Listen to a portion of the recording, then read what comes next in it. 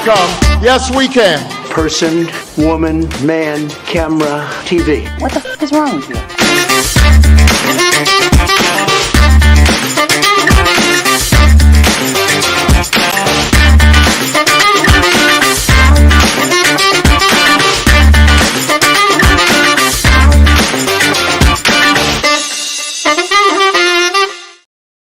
Hey, happy Wednesday. Chip Franklin with you on What the Franklin. I woke up today and my back hurt and I was a little bummed. I got a lot of stuff I got to do today. And I thought it could be worse. I could be Kevin McCarthy, right? It's been an interesting day for Kevin McCarthy, to say the least. I think the only person worse position than Kevin McCarthy might be George Santos. And we're going to get to all that coming up today. A little bit later on in the show, we'll also talk about what can the NFL do to protect young men like this Hamlin kid who was the Buffalo Bills safety, who was fighting for his life right now. We'll get to all that coming up. But let's just start with a little bit of the latest of Kevin McCarthy's world, which is not good. And at the heart of it, it shows you what's really wrong with the GOP and how MAGA still has a strong hold. Yeah, we're hearing things are getting very heated behind closed doors. Kevin McCarthy is essentially done. He's signaling with negotiating with this bloc of conservatives who are seeking a number of concessions to weaken the speakership, to empower them. He said he's gone so far and they have refused to get to yes. He's raising his voice. He's detailing everything that he has done. And he said, quote, "I have earned this job." Now, he is also getting some pushback in the room. We are told from both our sources are telling our Capitol Hill team here that Lauren Boebert, the Colorado Republican Congresswoman, said bullshit in response to what Kevin McCarthy said. Now, the one aspect of it here is Kevin McCarthy is saying he is not going anywhere. And one of his allies, Congressman Dan Crenshaw, said those block of hardliners are not going to dig in as long as they are. He said the McCarthy supporters are going to be more stubborn when it comes to this vote on the House floor. Listen. This handful of members is very clearly looking for notoriety over principle. That's what it is. And anyone who suggests differently is in some kind of make-believe fantasy reality. It's not true. They lost those debates. That should have been the end of it, because that's how a team works, right? And in response, we're told behind closed doors, one of McCarthy's allies threatened their committee assignments, saying they would not sit on key committees if they continue to oppose McCarthy. Wow. So there's a lot going on. It's always fun to hear CNN say bullshit, too. Sometimes they're actually saying it to my next guest, who's been a correspondent, I believe, for CNN. He's a White House correspondent and author of Free the Press, in its fourth printing right now. And congratulations, as always, Brian. Good to see you, buddy. And nice to see you flossing in the green room. That was nice. Yeah. Hey, what do they want? What is this gang of what is it? What is it? A gang of 8, 12? What is it? About how many people do we have? I mean, we know 20. That 20. No. Yeah. 20 was the last vote for Jordan. Those 20 that voted for Jordan. Crenshaw's right, but it's kind of funny because this is actually this is the culmination of what happens when you enable Donald Trump for the last 5 or 6 years. Right. And that's, it's coming back to bite the mainstream GOP right in the tuchus. But what can I tell you other than the fact that today is, as we talk, is one day before all the representatives like to get on an airplane and fly home for the weekend. So we may not see any movement in the House today. But after today, you'll see some scrambling, and anything can happen as long as these people continue to be as stubborn as they are. I don't know who will cave first, or as a learned congressman who's been there for 20 years told me this morning, I said, "What do you think is going to happen?" And he goes, "I will stake my reputation, my IRA, and my wife's on the fact that nobody knows." So there's all kinds of speculation. It's widely thought that at the end of the day that Kevin McCarthy, if he is speaker, will be greatly weakened. But this is American democracy at work, man. I'm telling you, it's actually kind of fun to watch. Yeah, I mean, I think democracy is a stretch, but no, it is. I mean, this is right out in the open. This is they're maneuvering. No, I know, but what the gang of 20 want is Power remarkably. that they don't deserve. And McCarthy's right in that regard. You're absolutely right. I mean, what they're angling for is a greater influence inside the GOP, although they are a minority inside the GOP, which is a minority party. So Yeah. it will be interesting to see how that works. Well, I mean, here's a quote from 3-time winner of Miss Waffle House. Factory. But here's the problem, Steve. My friends in the Freedom Caucus and Matt and Lauren Boebert and others, they don't know how to make the art of the deal because they aren't willing to take the win when they have one. They're making this about never Kevin, and that is the wrong move. Okay. So obviously, watching her. Yeah. So Green and Gates are opposing each other. Beauport is with Gates, right? If I'm okay. Beauport's with Gates. Yeah. Obviously, McCarthy must have promised some stuff to Marjorie Taylor Greene. This is a woman who, by the way, hasn't had a committee assignment in 2 years. Yeah, that's all she's angling for is a committee assignment. What's at risk for look in Jim Jordan? Don't fall for the duplicity of this man who's claiming that he doesn't want the speakership. He certainly wants the speakership. Maybe not right now. He would love to have the gavel in judiciary so we could listen to him go on and on about Hunter Biden's laptop for the next 2 years. Or Fauci. That's his immediate game. Yeah. And then he wants to be speaker. So be careful what you wish for, Jim. And when he made that impassioned plea for McCarthy to be the speaker, I had someone turn to me and go, is he nominating McCarthy or himself? And then we found out a short time later he was actually making a speech for himself because someone nominated him to be speaker. So I don't fall for the duplicity of that man. McCarthy was telling was upset at McConnell and others for working with Democrats before after the election, after the Republicans got the House, but before they've been sworn in, and they still haven't been sworn in. It's technically right now is Jeffries the Speaker of the House? Technically, right now there is no Speaker of the House. Well, I mean, when Pelosi left, didn't Jeffries step in as Speaker? No, there's no Speaker of the House. Okay, we just didn't know Speaker. All right. Yeah. All right. But this was interesting to hear McCarthy talk about telling Republicans not to work at all with Democrats because when they got in charge, they'd be able to do whatever they wanted to. And I wonder if he is he blind? Did he not see the resistance that was in front of him? Well, listen to this real quick. Any Republican that's out there trying to work with them is wrong. So that why includes wouldn't you Mitch wait with the McConnell? hand Does that stronger? include McConnell? Yes. Why would you want to work on anything if we have the gavel inside Congress? You just we won have a the stronger. House. Yes. Wait till we're in charge. I told the president. Man, okay, so I guess so. Where we are right now is you have a group that are have some sort of allegiance to Trump. I mean, Trump had originally backed McCarthy. Of course, now he doesn't back McCarthy. He made a statement or something the other day. And for what that's worth, I guess the thing that really hits here, Brian, and I'm going to read some comments in a second here from people listening. But I think the thing that gets me here is that MAGA still has a footing in the House of Representatives and enough of a footing to what's a huge footing, right? Yeah, or a disruptive footing. I'll put it that way. They can't rule, but they can destroy. Yeah. But I'm kind of curious as to the person that that you spoke to, the 20-year vet in the House, and they said they really don't know what's going to happen. We do know, though, that this acrimony will not end with a new speaker. I mean, there's still going to be the acrimony between Democrats and Republicans, or the acrimony among Republicans. I guess among Republicans, right? Yeah. I mean, the thing that I look at this and all right, so what's on their agenda, right? I mean, their fake agenda, right? Their America First agenda, attacking Biden, trying to get a vote in judiciary for impeachment, trying to get it to the floor for a vote, trying to get Fauci in front of Congress. I mean, DeSantis, among other Republicans, has said that they're going to investigate health leaders and local governments who impose mask mandates. They want to go after vaccines and masks.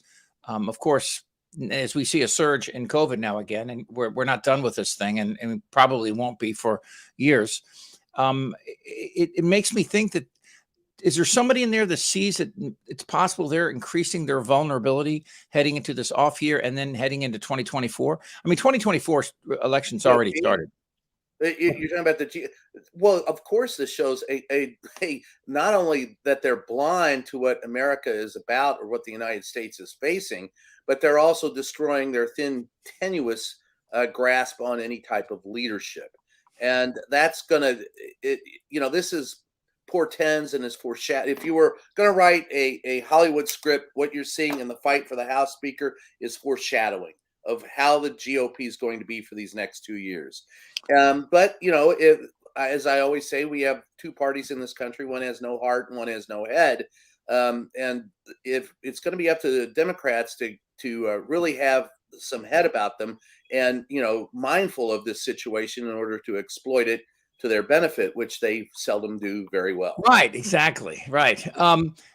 This is a good question. Why is Gates against McCarthy? Why is McCarthy? What did he do? Did he turn on Trump? I don't recall. Nothing to do with that. What it has to do with who's going to give Gates the best ride. So in other words, McCarthy is looking to fill. McCarthy's looking to play government. These other guys are looking for their agenda. Is that true? Yes. Yeah. That's what it boils down to. And at the end of the day, Matt Gaetz, you have to remember, I believe, is still under investigation for some of his own nefarious activities. So it'll be interesting to see how long he lasts in Congress before being shackled, manacled, and dragged off in screaming chains. But or maybe that's just a pipe dream. We're talking right now to White House correspondent and author Brian Karem. His book, Free the Press, great read. Get a copy. It's kind of depressing though. A lot of your book. Yeah. I'm be honest. I mean, it's a great read. It's a rousing endorsement. Well, what I meant is that it's very factual and honest about the situation we find ourselves in moving forward with the press. I mean, the Supreme Court later this year is going to hear a case about parody and satire, and I worry. If they go down that road, if they say that. That parody and satire aren't protected under the First Amendment as free speech, then we have a real issue. We have a real problem, right? Well, we have a real problem now, as it is. And here's how problematic the First Amendment is right now. You have a president of the United States who promised to go after those, in Saudi Arabia who had a journalist killed, Jamal Khashoggi, and then got in office and did nothing about it. Then you have Can you ever imagine a scenario where Jim Jordan and Jamie Raskin are on the same side? Well, they wanted a shield law. They both backed and promoted a shield law. They sponsored it, and it got killed by their own parties. So the Congress and the legislative branch, the executive branch, and the Supreme Court are all have shown that they are enemies of free speech, and that's not going to change anytime soon. And that's the danger. Yeah, I think the thing that, when I look at these guys and I start to think to myself about, exactly where we're headed and the people who want these positions of power, I go again. I can't tell you how many times I've said this to people. So I got to go back and read Michael Lewis's The Fifth Risk. Which chronicles what happens when the federal government is not run properly, and it's not just things like Health and Human Services. It's Department of Energy. It's it's all of it. It's all of them. It really is. And let me play. You saw my video yesterday? Do you mind if I play it real quick? Okay, this is the leader shit show we call it. No thanks to McCarthy. They want somebody else. This Republican shit show tells you everything you need to know about Republicans. Jim Jordan is the right person for Speaker of the House because he is not beholden. Jim Jordan beholden? Yeah, he'd beholden teenage boys in the basement. But Speaker of the House, I wouldn't hire him as my Lyft driver. That was the complaint they had. McCarthy, he cut a deal with Miss Waffle House, a swamp muffin whose only job on the Hill was guarding the cafeteria. Have you guys been following 4chan? Republicans don't have a plan for anything. Their vision of the future looks like one of those black and white films we saw in health class. Correct terminology is masturbation. They lack leadership, vision, and intellectual curiosity. So instead, they nurse the ravings of evangelical dollars while attacking vaccines and evolution. I hope so. There's not a leader amongst them. They still quake in their shorts at the sound of the Great Fat One and his Kid Rock Nation. As the 2-year anniversary of January 6th looms, Americans might want to wake the fuck up because this shit show has a second act. Goddamn right. Who's with me? No, but I'll tell you what, I'm trying to be funny, but it's scary too. I mean, I think that I urge people who are concerned to remain concerned, but not to over dramatize or over. I'm not saying over, but overemphasize their impact. I think that they are on the wane. I think this is the last gasp, and it's a desperate gasp, a death rattle from the GOP. They are not the majority of Americans. They don't represent the majority of Americans. They have no plans for the majority of Americans. They have no leadership for the majority of Americans. What they have, they are screaming and ranting nursery schoolers who took a dump on the kitchen floor and now want to blame everybody else for it. That's at the end of the day, you wake up to the rantings of children. And even, they have shed followers over the last few years and will continue to do so. And these 20 or so people that are trying to hold on, the last vestiges of holding on to this power are going to fall. And inevitably, the real challenge is not them, but the challenge and the concern is what do we do after them? And what do the Democrats have in stock for us to deal with it? So I looking forward. Yeah, they're a shit show. They always have been.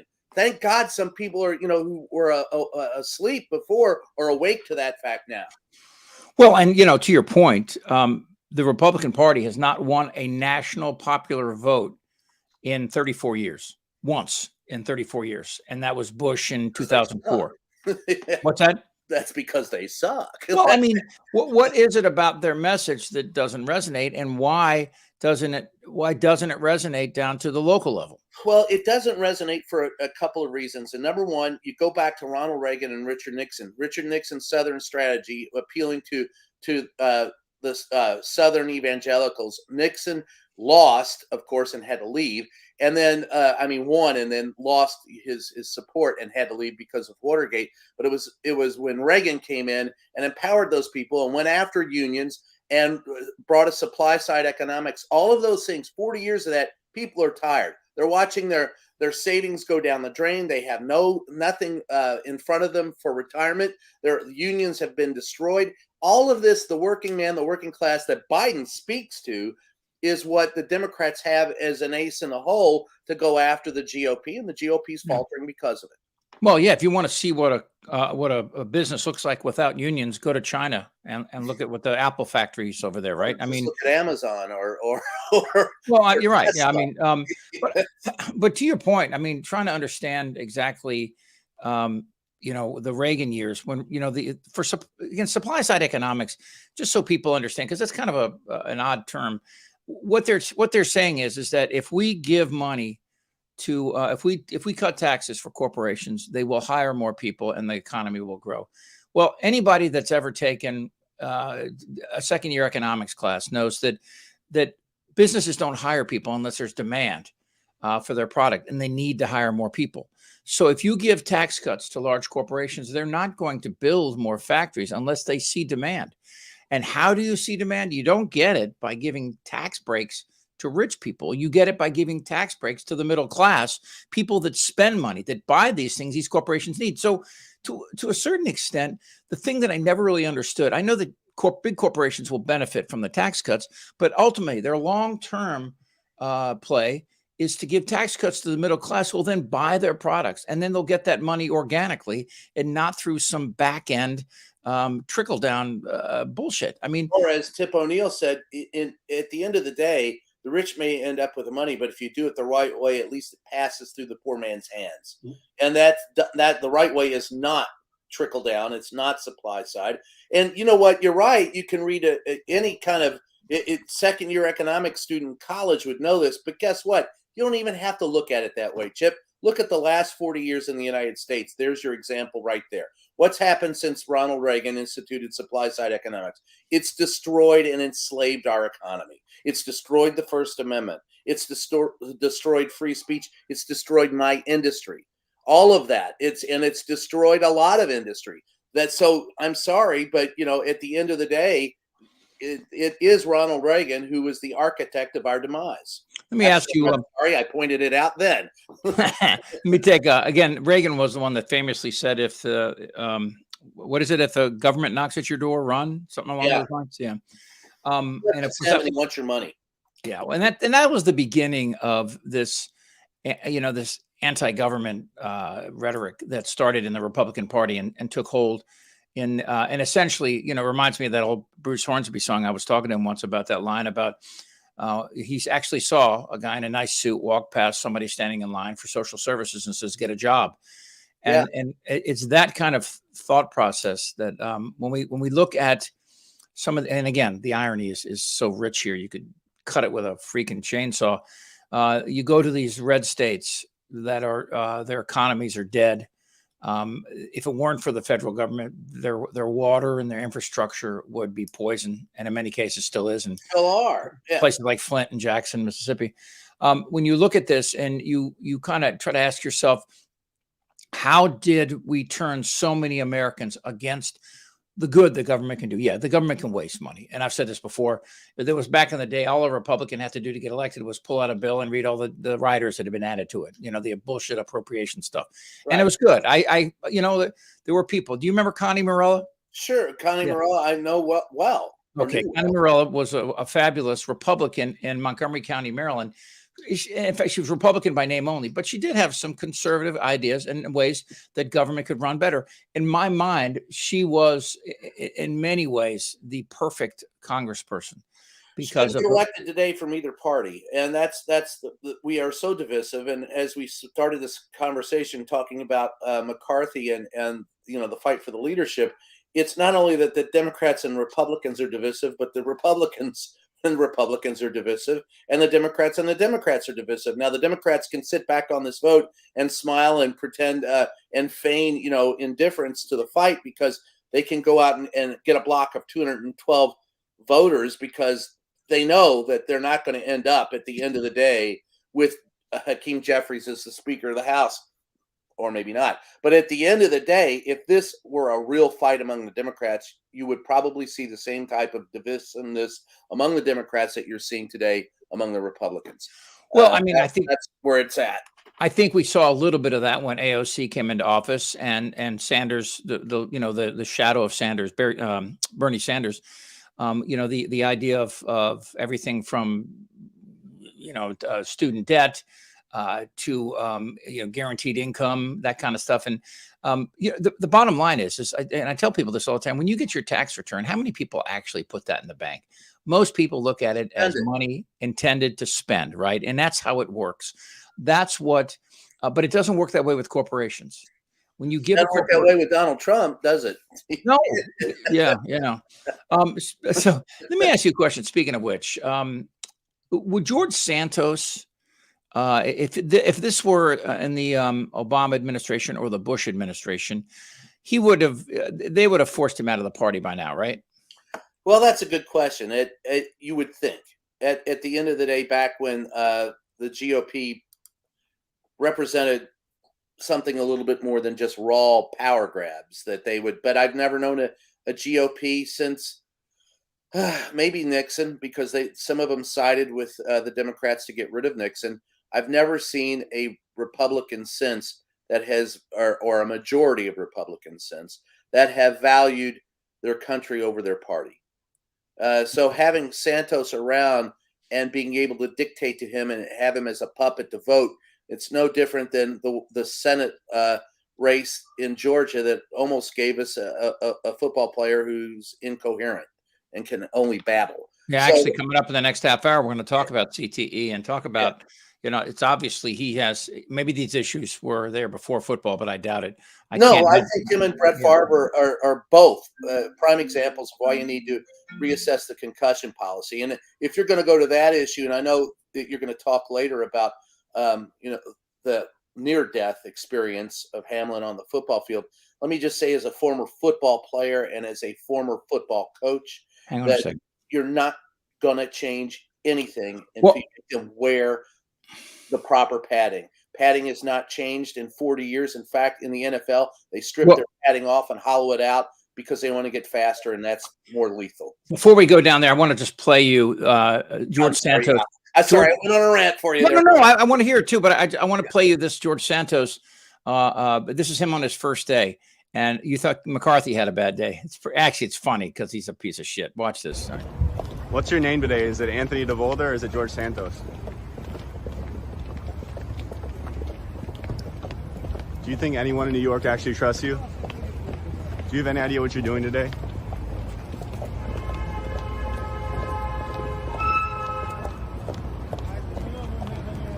Are you pretending to look at your phone? Are you worried about the charges in Brazil? Are you going to refund the people that funded your campaign? Are you concerned about the re-upping the fraud charges against you? Any comment for the protest happening outside of your office?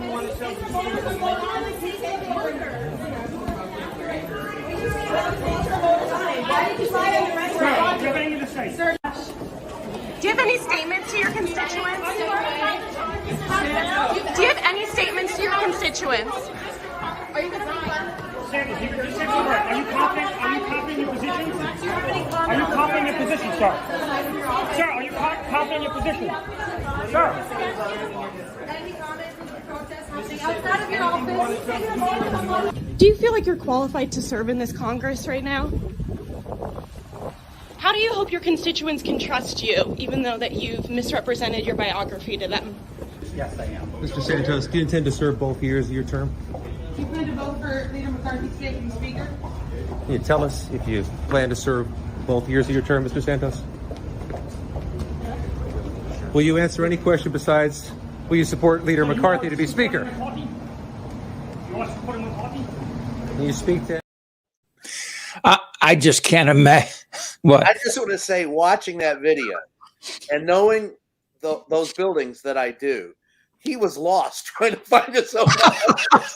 I'm telling you, he couldn't find his way to his own office. I think that he's also he's flipping out. You know, I mean that kind. Yeah. We're going to talk more about that. I would have him. Is it true you're a giant piece of shit, sir? All right. I want you to hang around with me now that we started talking about football a little bit, okay? Because I want to get back to Santos, but I want to talk a little bit about this young man and the latest on him. Of course, if you saw the game and I was watching it, it was horrible. This real quickly, watch this.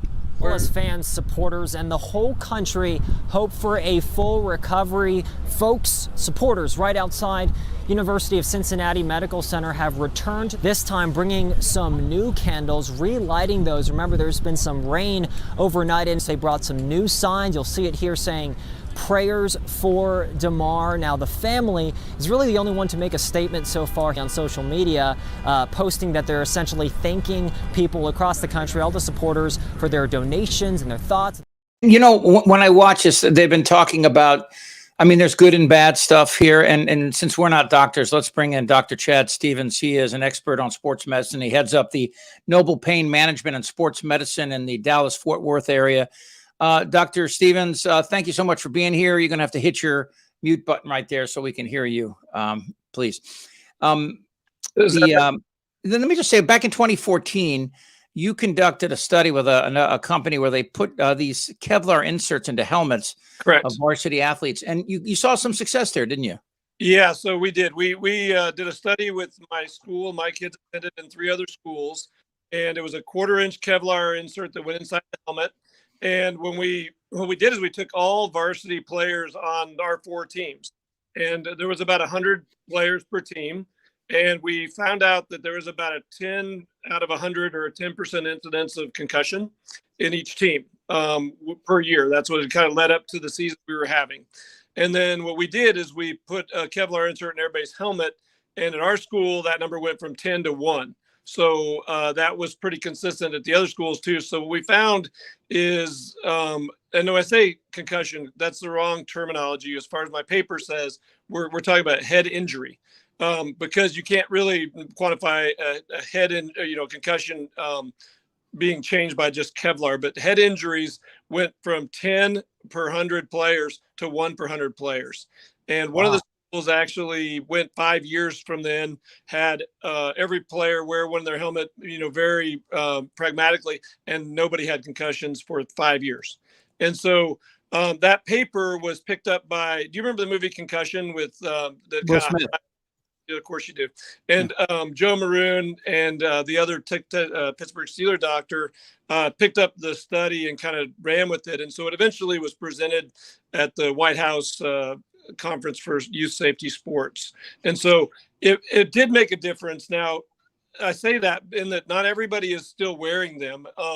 Even the school where my kids attend, we have a former NFL player as a head football coach, a former tight end for the Cowboys. It's really awesome, but I haven't really forced all the kids to wear these. Even my own son, had a concussion 2 years ago, and he wore it after his concussion, but didn't wear it before. And so the reason I'm going on in between patients and doing what I'm doing today and yesterday is just I want to try to get the word out that there are protective garments and or equipment out there that we aren't always embracing. And especially with the Damar Hamlin situation that happened the other night, let's just say for the sake of argument that what happened was a direct blow to his chest caused his heart to go into a regular rhythm called VFib. And that eventually led to his needing to get, the automated defibrillator on him and the CPR and all the things you witnessed on TV. If that was the case, that would never be picked up in a physical at the beginning of the year based on the patient's history. They wouldn't figure out he had coronary artery disease or he had a family history of this or the other. It's literally not something we pick up in a history or physical exam. It's just a direct blow to the chest. And even though it's more common in projectile sports like, hockey, baseball, cricket, all those kind of things, lacrosse, it can still happen. And so my thinking is, the same company called Unequal, who I have told everybody to have no disclose. There's nothing to disclose as far as a relationship, other than I think that they did a good job with the study we did in 2014. In 2016, they did a study at Tufts University where they took animals and they shot projectiles at them, which seems kind of mean and ugly, but it got the point across because 50% of the impacts with the unprotected chest cause the go into ventricular fibrillation. That's 1 out of every 2 hits, right? Wow. Yeah. When they put on a pad, they had 4 various widths of pads or thicknesses of pads with. Whoops. We lost Chad. They were able to increase that. Go. Yeah, sorry. Your buddy trying to call me. When they put on the pads in the chest area, they reduced that to 8%. Would go into VFib. So that is substantial. And so you might say, well, why is that important? Well, because you can't predispose or predetermine or know when somebody's going to take a chest hit like the Mr. Hamlin took the other night. And so the only thing that could have really changed it if the problem was commotio cordis, and I know people are debating whether it was a hypertrophic cardiomyopathy or if it was something else. If it was the commotio cordis that did this to him, that would have probably had the best chance of protecting him of anything I know of. Let me just throw this in real quick, and Brian, you too as well, but real quick. Is it something fundamental about the game that needs to be changed? Can the equipment give you you know why they call left-handers southpaws? Because there used to be a problem with players getting hit in the heads because the sun was setting in their eyes and they couldn't see it. So they changed the building of the baseball stadiums back in the 30s and 20s. So the sun would always set in the fielder's eyes. And so that means a pitcher facing home plate, his left arm would be facing south. I mean, we took action to save people's lives, and we haven't had a death by beating since then, right? Well, we've only had 1 death in 50 years, in the last 50 years. That was a guy named Chuck Hughes who had a blood clot that was dislodged. Yeah, I know, but Brian, you've seen John Mackey couldn't find his way back to his car. I mean, the point, and the good doctor here makes an excellent point about padding. I've coached this sport. I've played this sport. In the NFL, there are no guidelines for these people to wear minimum padding. You have in many cases, like wide receivers like him, who got a shot to the chest. If he wore proper shoulder pads instead of these childlike shoulder pads, they put smaller and smaller pads on so they can go faster and hit harder and get wide open. if they wore the padding that is recommended for them, they could reduce their incidence. For example, a lot of the concussions that happen, no knee pads anymore, and a direct knee to the helmet will cause a concussion, whereas a padded knee to the helmet may not. And I'm sorry, but the simple fact of the matter is also that we have had no substantial improvements in paddings since I walked off the field for the last time 40 years ago. It's still the same. The only major padding improvements have been in helmets, and that was only after concussions became the protocol and the norm. You still have people stripping their padding off everywhere else, and those shoulder pads, which are designed to come across your breastplate to protect direct shots like that, have become so small as to be ineffective. I'm sorry. If you want to make a change, there's your fundamental change. Two other changes, Doctor. One would be allow the defensive players to chuck the receivers all downfield so they don't get the speed. And they right now they can't hit them after 5 yards, and they go full speed across. And even though the league has got rid of targeting, we've seen, we saw that at the end of the one of the playoff games in college. You still get the kind of speed and the kind of injury. And also, we're out to protect skill positions, but what about the linemen, offensive and defensive linemen? What if instead of at a 3-point stance, they stood up ready like they do in pass protection? All that would protect people. And you know better than most here, obviously, sir, that it's not one hit. It's the continued onslaught of head. You can put it's the brain sloshing around inside the head. We're talking about concussions. That is true, Chip. But remember, in the situation that with Mr. Hamlin the other night, if indeed it was the commotional cordis that was actually was the cause, there's nothing we could have done to get him ready for the game any better. There's nothing we could have done to get him, lift any stronger for the season. Bigger chest muscles wouldn't have made any difference. The only thing that we can do is put something over his chest. So, yeah, I agree that there have been changes in padding. The company that we're talking about, Unequal, recognized that this was a problem. And again, I really have tried to deflect this as being a football specific thing, because this is the first time, and I've been in sports medicine for a long time, that I've heard of any football player experiencing this, but there's probably about 20 or 30 per year from youth up where there's something with some projectile, right? So I don't know that this one thing with Damar Hamlin needs to change all of the rules, like allow chucking all the way down the field and stuff. Like my son plays defensive back, obviously he's a safety. And so they get called for looking at people the wrong way these days. Right. And so I look at the back, watching every time it's PI, it's like, what else are you supposed to do? You can't look at the guy, but that's another topic. So the point is, from my standpoint, I just think if we don't want to see anything like this happen again, it would be best if people did wear a pad over their chest. And if this were like the other things that can happen with abnormal heart, like aberrant coronary arteries or a thickening of the ventricle, we call hypertrophic cardiomyopathy. If it was something like that, those things are usually picked up through a history or through a physical. And so that's why I think there's really no way, there's no genetic test, there's no lab test, there's no CT or MRI that's going to show somebody's susceptibility to a commotional cordis. That's all I'm trying to say. I know you're in between patients and you got to run, but I do believe that there are changes that need to be made. I'm trying to remember the catcher for the San Francisco Giants that hurt his leg at the collision at home plate. Who am I thinking of? He just retired early too, because he realized the damage it was doing to his body. We should have changed the game when Pete Rose hit Ray Fosse and ended his career early.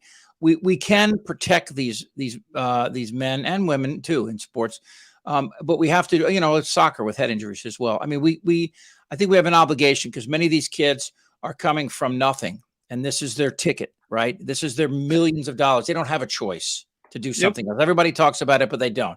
They went through high school and college. They were coddled. Their grades didn't matter. They were on a mission to be the best in this sport. And I get it. They're living their dreams. I like, Brian, I played football and baseball as well. And I loved it. I mean, but I think about this now, and, I'm so glad I didn't let my kids play football. My wife was adamant about not doing it. I got concussions as a quarterback in high school, and I got it. Stop. I just think that we need an examination that's broader than just equipment. I think we have to examine the rules. We have to think about these young men. Last question: how many ex-football players do you see 10 years after that aren't suffering from some aspect of the game that has greatly decreased their quality of life? I would say 80% of the ones I know. Yeah, no, I did a lot with the Dallas Player Association for quite a while, NFLPA, and I would agree. They've all been affected through either knee replacements, hip replacements, CTE. It takes a toll on the body for sure. But we love the game. On real grass. And do some things to modify it. So yeah. Well, I see Bill Walton all the time, and he contemplated suicide. He was in such great pain, and until medicine came along to help him. And I wonder about how many the stories that we don't hear. Doctor, thank you so much. I appreciate it. I know you have a crazy day. Thank you so much for your time. My pleasure. Nice talking with you guys. Right. Good talking to you. Bye now. Yeah, it's funny. I was gonna bring up, because like Herschel Walker, the politics aside, I felt bad for the guy. Oh, I absolutely. I did. I don't know. There's so much, and people are. There is a precedent for this, Chip. Remember, it was Teddy Roosevelt who commissioned a presidential blue ribbon commission to take a look at football, and made some fundamental changes that made it that continued the sport. But at the time, there were plenty of people dying every year playing football. And well, the truth is, this, Brian. We would probably save more head injuries by taking their helmets away. Oh, absolutely. That's that's odd to think, but it's counterintuitive. But you're absolutely right. I saw an interview with Sammy Baugh, who was the legendary quarterback for the Washington Redskins. Yeah, Slinging Sammy, and he said that very thing. He said we were safer with leather helmets because people weren't idiots. And he was talking about in the early days of the 60s. He didn't live to see, the sport we have today. It's funny. John writes here. Bobby Lane was the last quarterback who didn't even wear a helmet. Remember? Wow. No, I don't remember. I'm not as old as you. I don't think. Oh, I'm telling you, tough. But I love the sport of football. It taught me so much. It taught me about being part of something bigger than myself. It taught me about team play. And some of the best people I've ever worked with in any business environment have had a background of a team sport, and it's usually football. So my mom raised 5 of us on her own and 4 older sisters, and I was the 5th. And so she was worried that I was going to be a sissy. That's back in the day. That's how it worked, right? So to John's point about boxing, so they took me to the Catholic Boxing League. So me too. Yeah, my mom had me boxing at 9 years old. Right, 9. Me too. Right? Me too. But here's the kicker. So we wore helmets, the headgear. We did. Heavy headgear. And here was the deal. If you got popped once, you couldn't box again for 10 days. Yep. Right. So this essentially is how we boxed. Right. So that means your core. So all we did, we jumped rope, we did sit-ups, and we hit the bag. Right. And then when we did get to box, there was, again, if you got stung, if you got hit hard in the head once, it's over. Right. And so you learn to move your feet, you learn to move around, and you scored on hits to the body mostly. If somebody dropped their hands, it was okay to hit them. Boxing to me today, when I see the MMA stuff, right. I think in some ways it's kind of a weird marriage of old school and new school. I don't think that from what I've read, the concussions in MMA are less than they were in the Ali Frazier days. Ali's. You mentioned a name there. I boxed in the Louisville Police Athletic League. I was 9 years old, and the guy, the day that I remember that will live in infamy is the day he says, "I'm going to bring in a former student of mine who's now heavyweight champion of the world." And we all got to go in the ring for 2 minutes with Muhammad Ali. And there was a what? There was a joke that Richard Pryor used to make that struck me as so real. He was so fast you wouldn't see one of his punches until it was coming back. And, he was just dancing and took pictures with us. And, it was shadow boxing in the ring. But he scared me to death.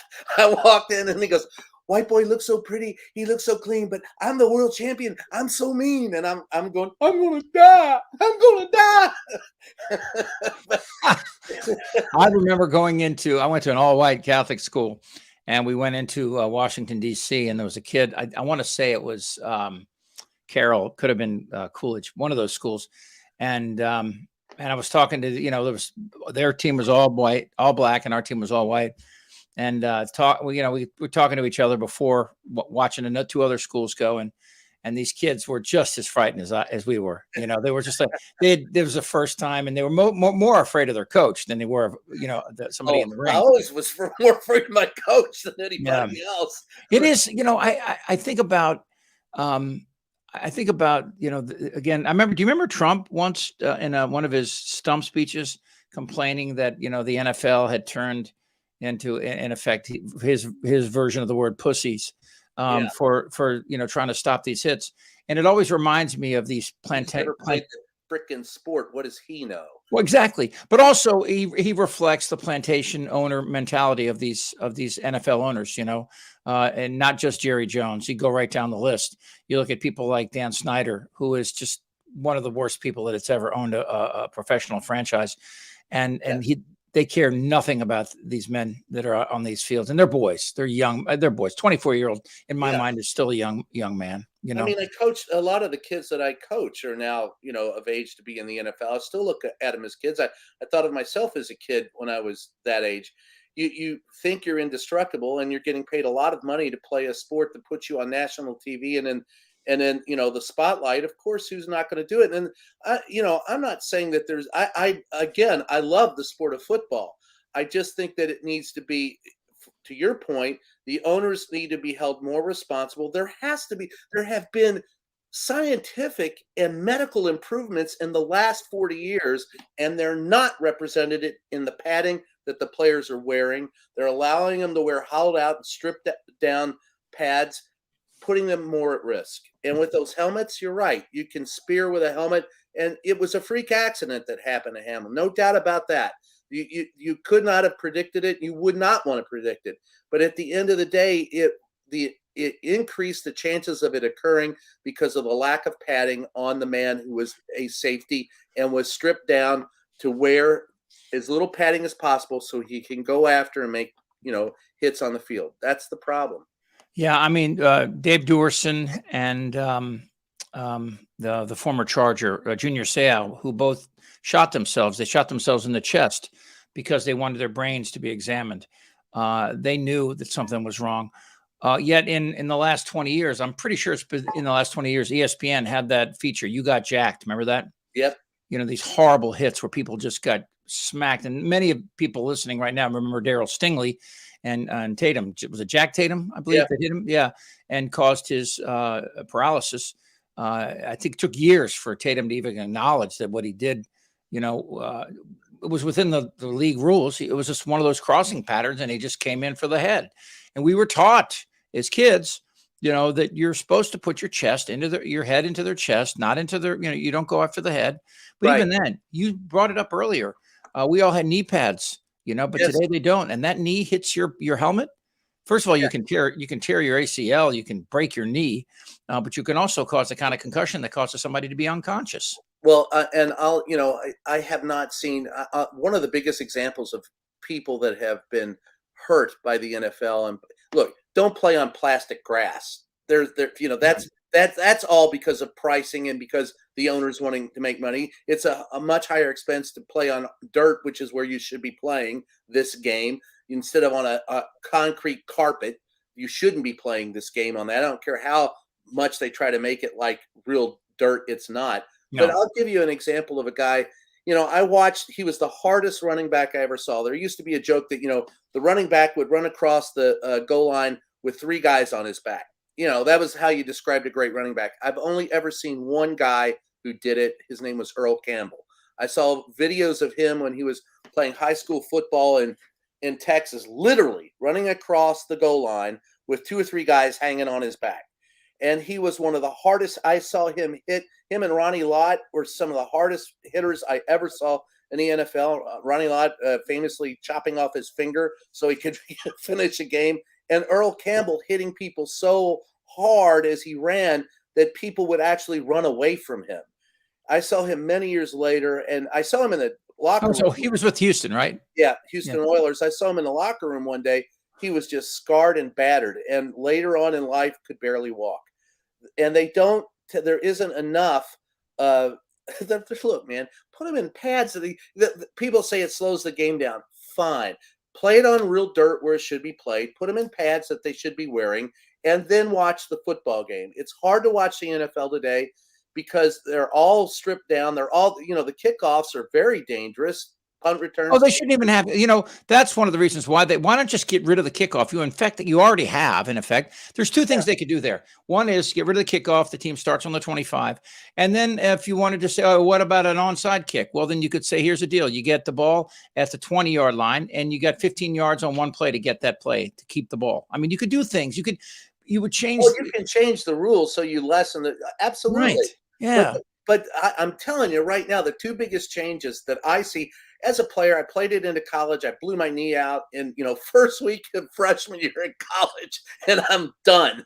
And I played, high school, and I coached high school and helped some in college. The biggest problem, there are two problems: proper padding and proper field. Don't play on a carpeted concrete field, and make these people wear the proper paddings. And that will lessen the number and severity of injuries a great deal. But they won't do that because it doesn't make the game look, it's for money and for show. That is Brian Karam. Again, he's an author and also White House correspondent. Famous. I should always play the clip with you and Trump when we come in here. Have you seen him, by the way, since he left office? Only once, thankfully.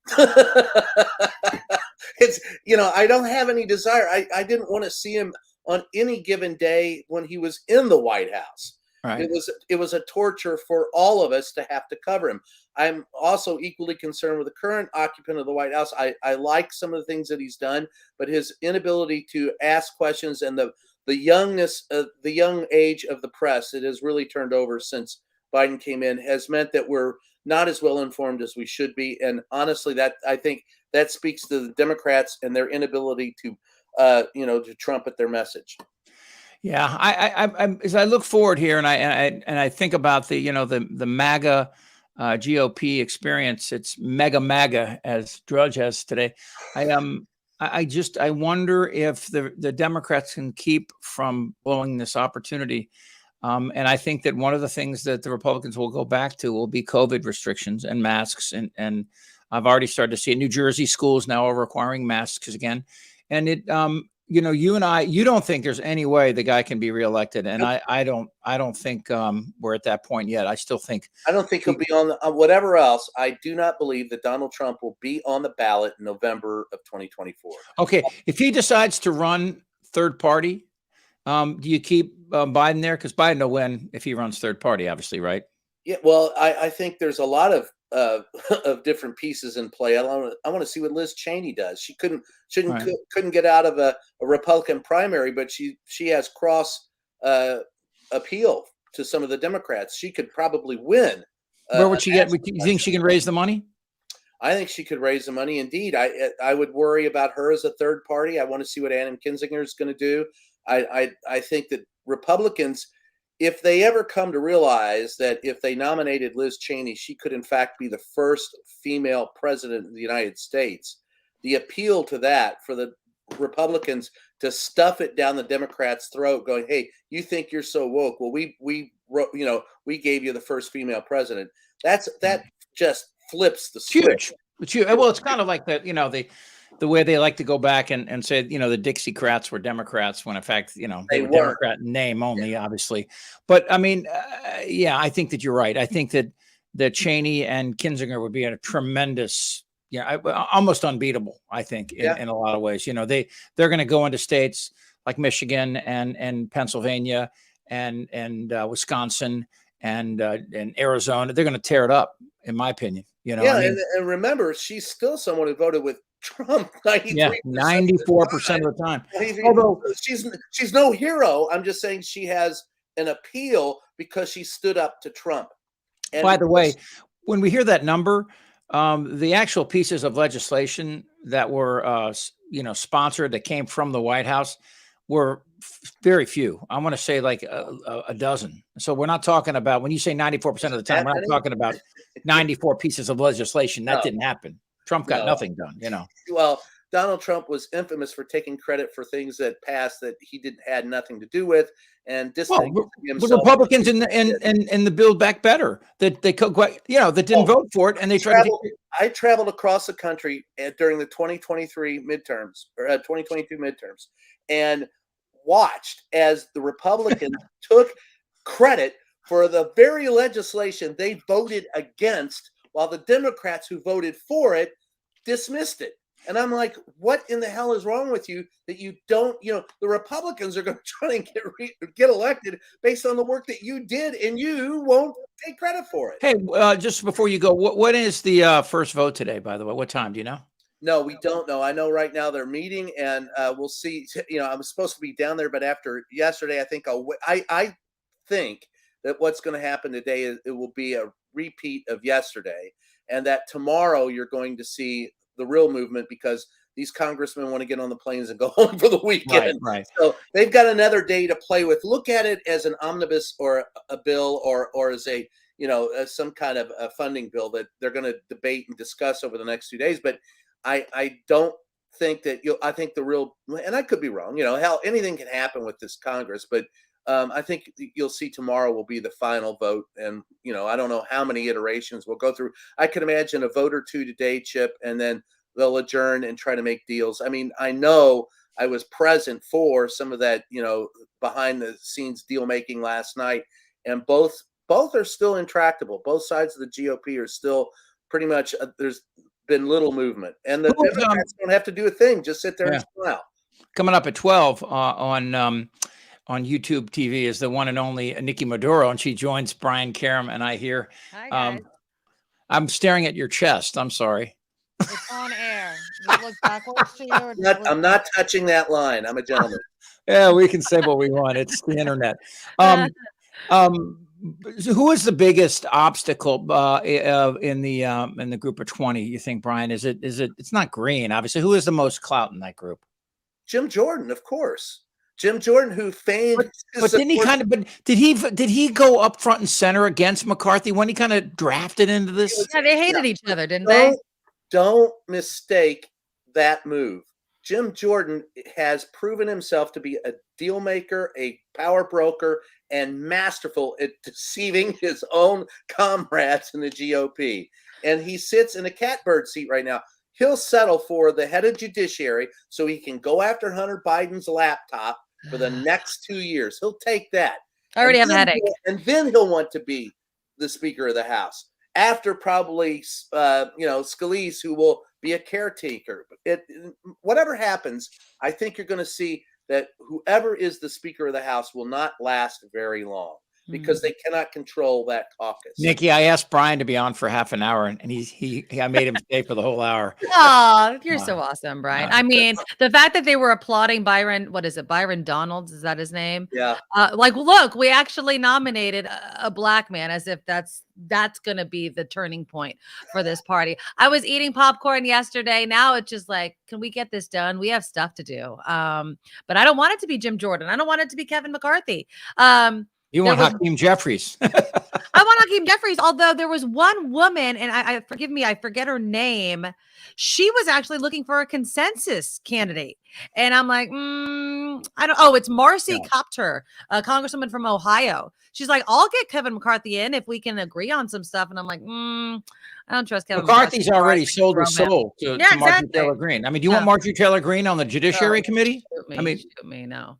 Well, it'll make for a circus. I think the more interesting scenario, Chip, is, are there 6 Republicans who fed up with this, and anything can happen in D.C.? Are there 6 Republicans so fed up with this, they go to Hakeem Jeffries and the Democrats and go, look, screw this, I'll make a deal with you. I mean, that's always on the outside. That's always a possibility. The Democrats don't have to move. They don't have to say Nope, a you don't have word. to do anything. They got 212 votes, and if it could be the funniest scenario is if 6 of the 20 outliers go, screw it, we'll go with you guys just because we don't want McCarthy that much. And he just lost the 4th vote. So all right, last thing, let me run here. Mark Thompson show kicks off in just about a minute.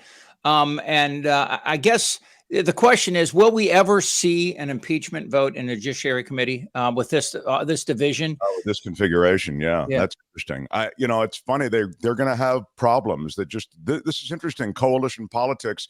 The progressives could learn a thing or two from this, I think, Chip. The idea that the squad was sort of cowed by Democratic leadership, and look what actually happens when you stick to your guns, if you'll pardon the expression in America. I never made a gun reference, but if you stick to your principles, you can actually maybe bring about some change. So, but I think your implication is a good one, which is I don't know that you'll get an impeachment vote from this crew. They just can't get a coalition together. Well, it's a shit show. Anything's possible, I guess. Mark Thompson show kicks off in a minute. Nikki Maduro will be on air in a few minutes. Brian Karem's book is Free the Press, and it's 4th. You guys got to get this dude on your show. Brian, I'm a fan. I would actually like Yeah, we love Brian. Yeah. Brian and I go back 30 years. All right, I'll let you go, Mark. I know you got to go on the air. See you, bud. Bye, Mark. With everybody. All right. Nikki, you coming up at 12. You'll be right in the middle of the next vote. That'll be good too. All right. Okay. Yeah, exactly. Bye, guys. All right. See you, kiddo. All right. Hey, Brian, you kick ass, man. Thank you for hanging. I always appreciate it, buddy. I'll give you a call later today. Okay. All right. See you, pal. Bye. Later. All right. That's it, guys. Thank you so much for hanging in there. Starting next week, my shows are going to be just one day a week. It's going to be on Wednesdays, but I got a great guest for my show next week, and I'll explain more of this tomorrow and Friday. I have Congressman Richie Torres who will be with us, and he'll be with us, I think, for the whole hour. So we're going to talk a lot about everything that's happening right now, and he has the congressman from New York. We'll have some comments too about George Santos. Anyway, that's it. Thank you so much for being here.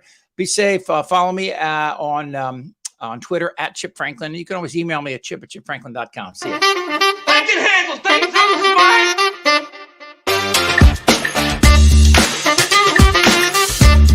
We shall overcome. Yes, we can. Person, woman, man, camera, TV. What the f*** is wrong with you?